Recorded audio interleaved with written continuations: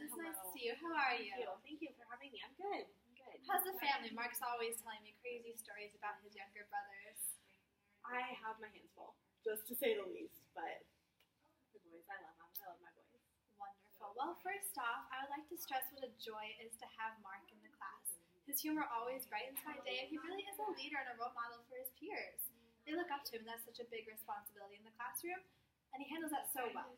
And not to mention, his reading and math scores have been consistently outstanding. Oh, that's so good to hear. But so today I would like to focus particularly on reading. Okay. I've administered several tests to Mark over the course of the past month that have given us a lot of insight into his current abilities. Okay.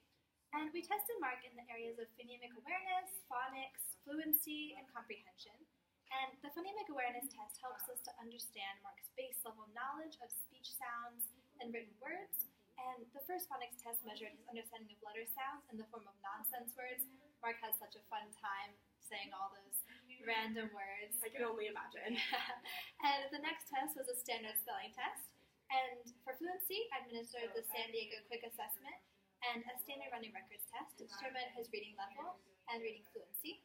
And finally, he completed a story map to test comprehension, in which he pulled key features like setting, problem, characters out of a short passage. And it was a lot of testing, but he was such a trooper.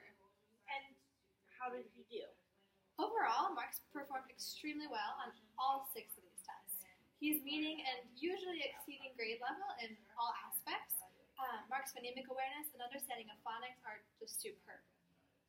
In the first test, he only made 1 error, which is exceptionally advanced Wow. in relation to his peers.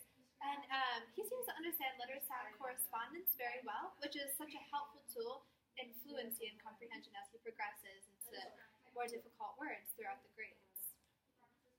And so in the San Diego Quick Assessment, it's basically just a list of words for each grade level that the student reads aloud until they can't pronounce the words anymore. Mark only made 1 error in the 3rd grade list, and he didn't reach instructional level until the 5th grade list. That shows that he is really advanced for his age. What is the instructional level?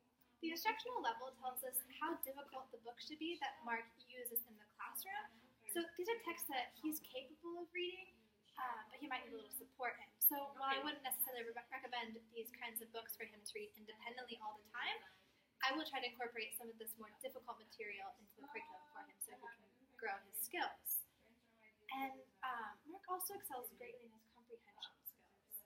So the text he was given was slightly above grade level for the comprehension test, and he was able to identify all the key features of the text, including setting, characters, problem, and solution.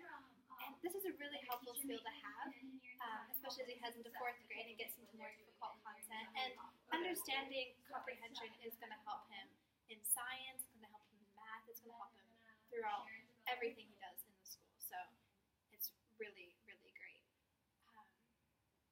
And so there's always room for improvement, of course. Okay. And I've identified a few areas where he could grow. The first is identifying the main idea. So I felt that this could have been even stronger in his comprehension assessment. He was nearly on point with figuring out the main idea, but he got caught up in some of the details of the piece.